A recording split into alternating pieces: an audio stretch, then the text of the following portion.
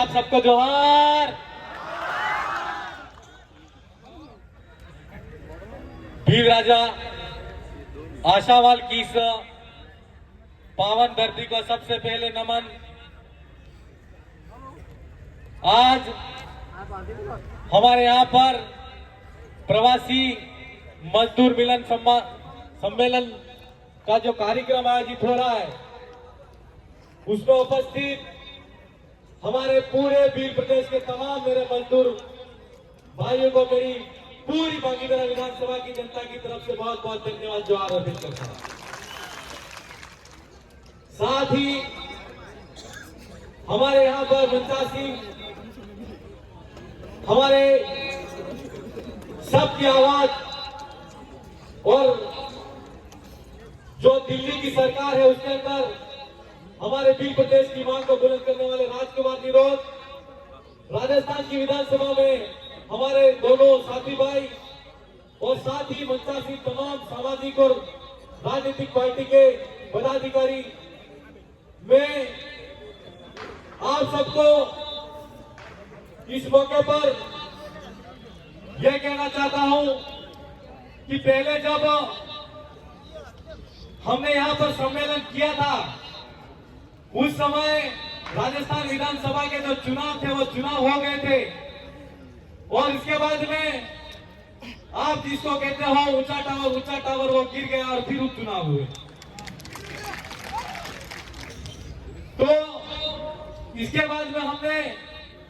हम दोनों हमारे जो विधायक भाई हैं और सांसद बने,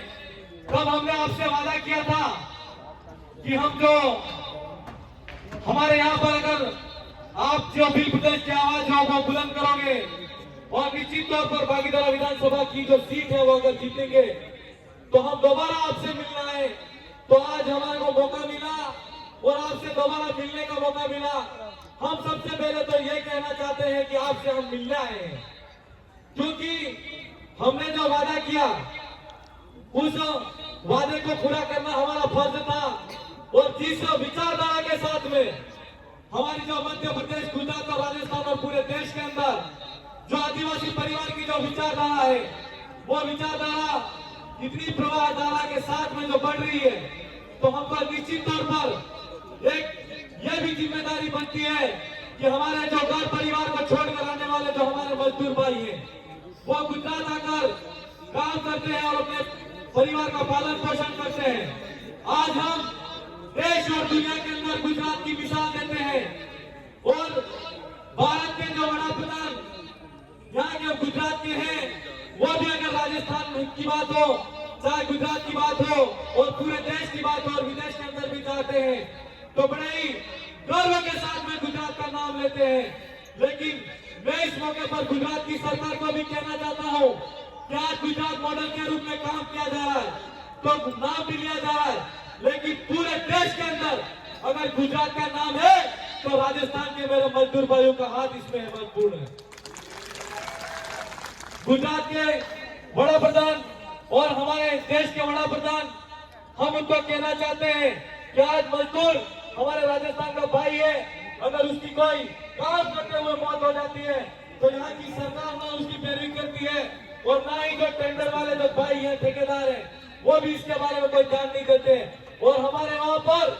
आम जन को लाया जाता है और उसके परिवार को कोई उसका पैसा नहीं मिलता है। तो हम इस मौके पर यहाँ का जो हमारा सम्मेलन है उसके माध्यम से सरकार से मांग करना चाहते हैं, जो हमारे किसी भाई के साथ में अगर ऐसा कोई हादसा होता है तो आप जो गुजरात की सरकार है वो उसके लिए विशेष प्रावधान करके हमारे भाई को मुआवजा देने का काम करे और हमारा जो भाई जिसके परिवार के अंदर मृत्यु हो जाती है या किसी की मृत्यु होने के बाद में उसको वहां ले जाया जाता है तो उसके परिवार को पैसा मिलना चाहिए कि नहीं मिलना चाहिए। और अगर ठेकेदार है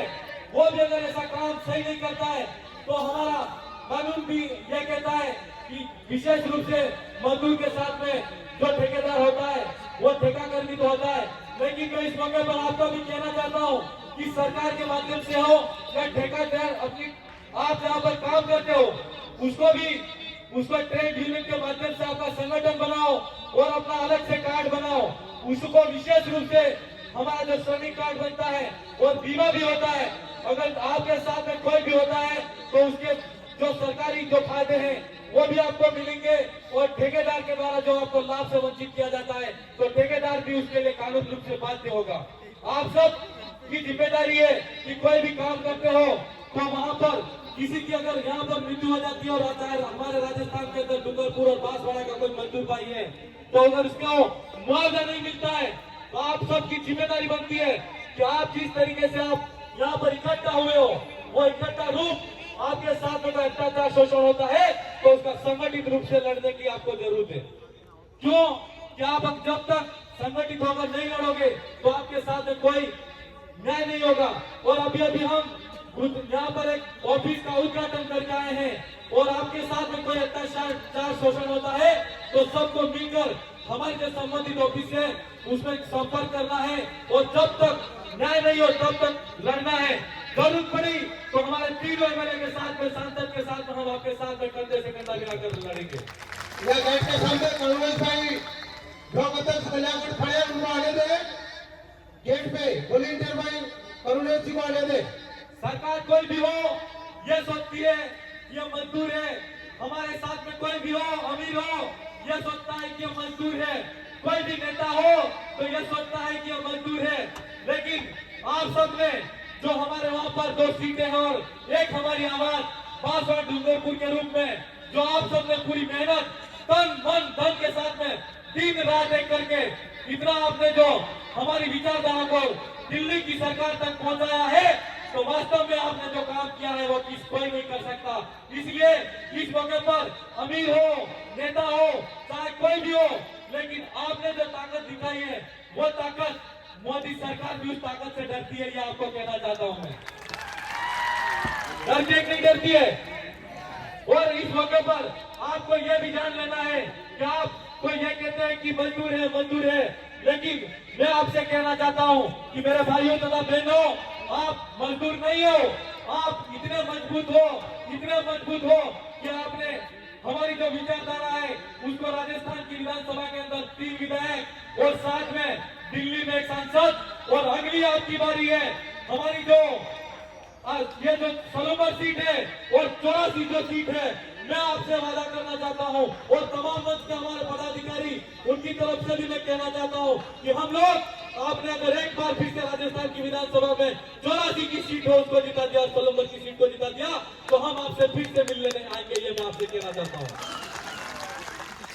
आप सबसे ताकतवर हो। आज आपने जो ऊंचे हमारे राजनेता हैं अमीर लोग हैं उनको भी आपने बता दिया कि मजदूर होता है वो किसी के आगे झुकता नहीं है और जब कभी अपने हक की बात आती है तो कोई भी अमीर हो उसके सामने सीधा ठोक के लड़ने की ताकत मजदूर के अंदर होती है।